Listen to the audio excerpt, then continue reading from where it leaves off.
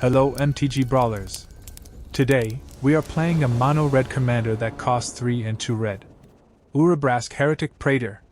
Urabrask is 4/4 legendary Phyrexian Praetor with haste. That says, at the beginning of your upkeep, exile the top card of your library. You may play it this turn. And at the beginning of each opponent's upkeep, the next time they would draw a card this turn, instead they exile the top card of their library. They may play it this turn. Our plan today is cast Urabrask and disrupt our opponent's game plan. The card that they should have been drawing must be exiled during his upkeep, and must be played on that turn. Otherwise, it will be permanently exiled. We also got to see that exiled card, and can decide our action accordingly. While the opponent is having his dilemma. On our turn, we have the same situation, but we have an advantage drawing a card. Urabrask can really be annoying if left unchecked. If our opponent will not let our commander stay on the battlefield for too long. Our second plan is assault our opponent with flying or hasty creatures. Let's get it on. Jetmir can snowball his army of creatures or token creatures really fast. By removing this elf I may delay him. But I don't think we can win with his starting hand.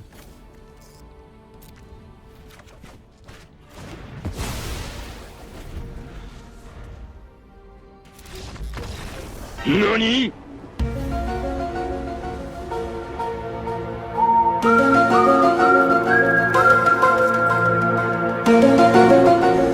Let's proceed on to the next game against Krenko mob boss.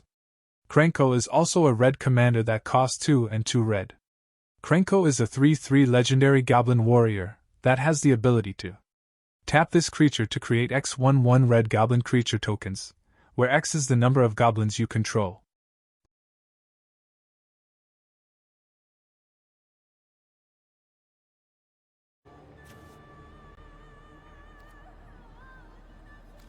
Brotherhood's End is good against Krenko deck. I will keep this hand. I'll remove Arcane Bombardment later. I think it has nothing to do with the deck. Like Jetmir, Krenko can also snowball his army of goblins and goblin tokens. So against this commander, I will automatically on the spot kill Krenko or any haste enabler creatures. Krenko can overwhelm you with goblins in just 2 to 3 turns. If you don't have any mass removal or have one on your hand but cannot cast it yet, that game is more likely over. I think I'll have to remove Smoldering Egg as well. I just put it here as additional blocker. It rarely transforms and always being killed for some reasons. Wait a minute! Nope. I don't like that. Let's put the bombardment on the bottom of our library.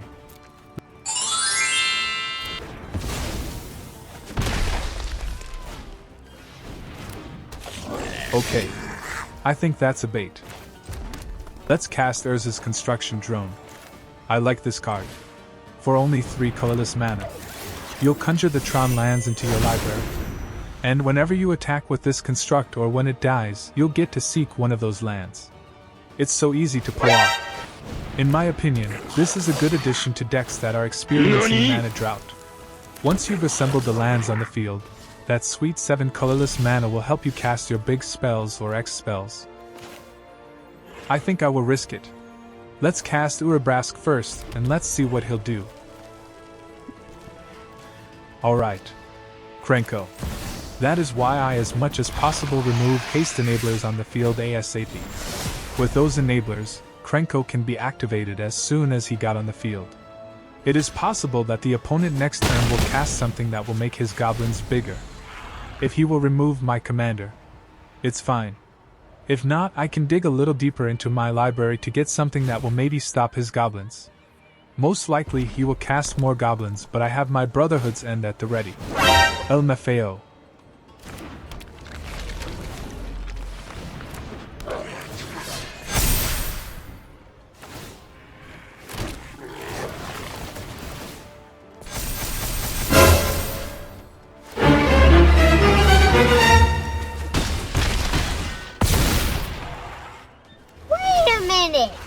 I still have 6 life remaining.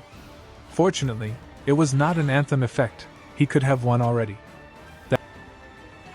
That Bloodline Pretender though, is huge. I can still block it on this next attack. I'm glad that it has no trample.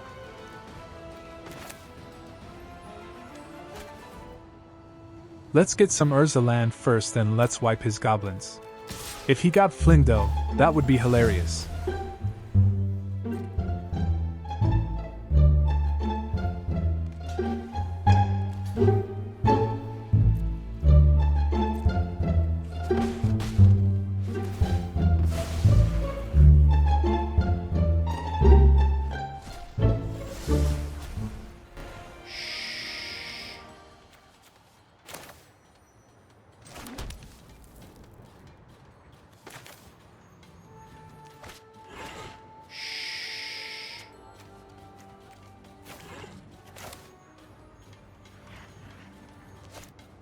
He only got 2 cards in hand left.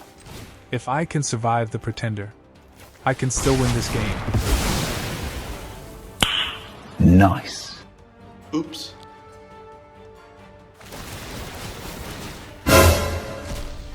Those triggers. El Mafeo.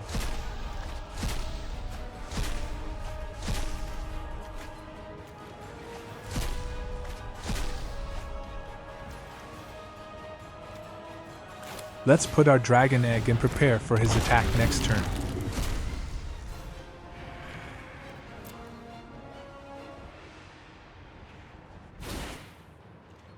That's what I like about Urabrask. You can see the opponent's first card that was exile on his upkeep.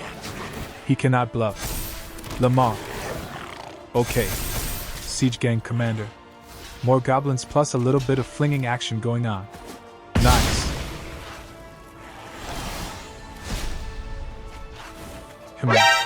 I got 5 lands to play.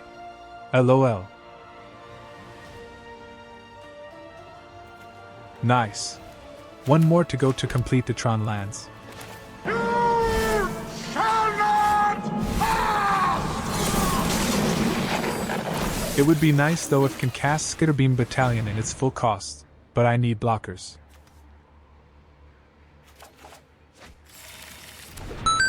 A little bit of life gain with environmental science. LOL.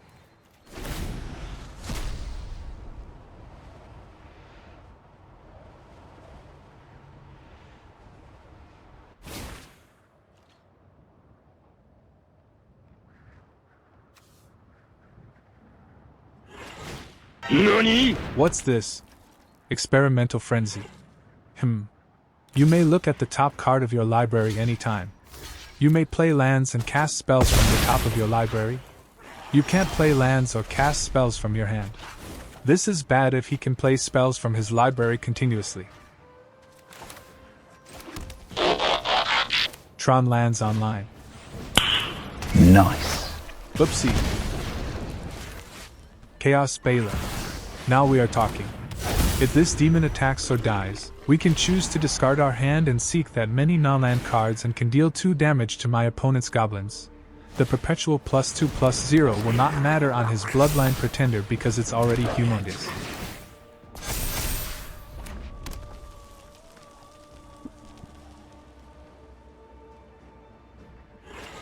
Now will you attack your Pretender?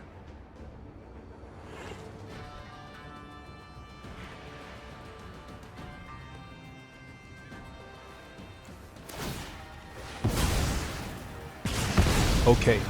Flinging action going on.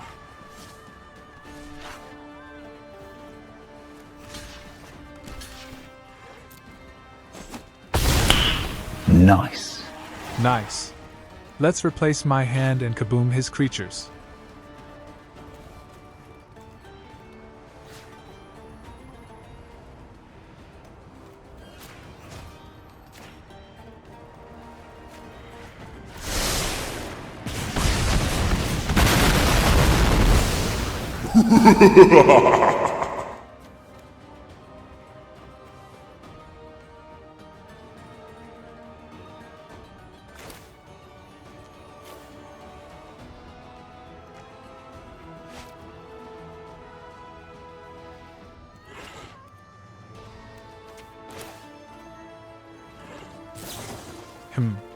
Nah.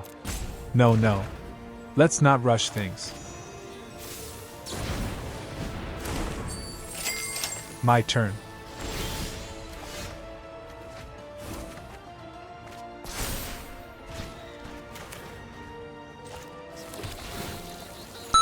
Another gaining life action for mono red. El Mafeo.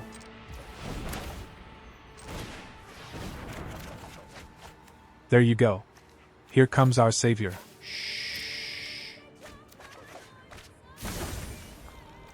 Say goodbye to you 1917, my friend.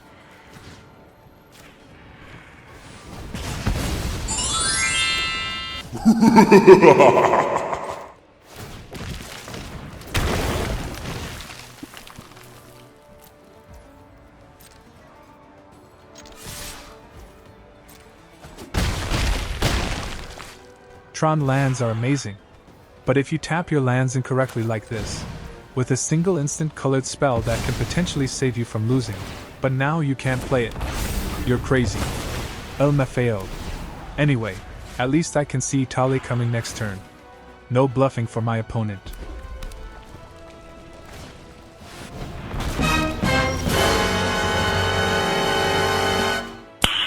Nice.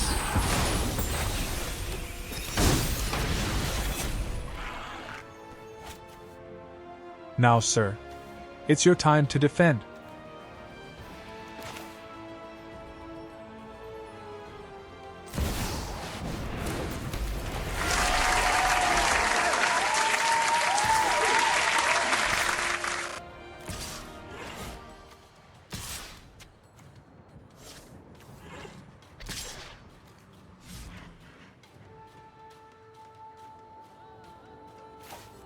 Attack with Urabrask. If he dies, I can cast him again with the sweet Urza lands. Nice. I know you'll block him.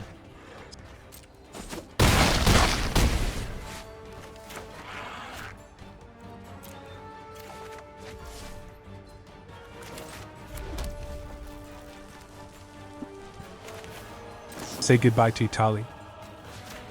In my opinion, that's one weakness of Krenko decks. If they are hit with 1 or 2 board wipes, they will run out of gas. So they must finish the game fast. I also think that is why my opponent here included the experimental frenzy on his Krenko deck. A few moments later.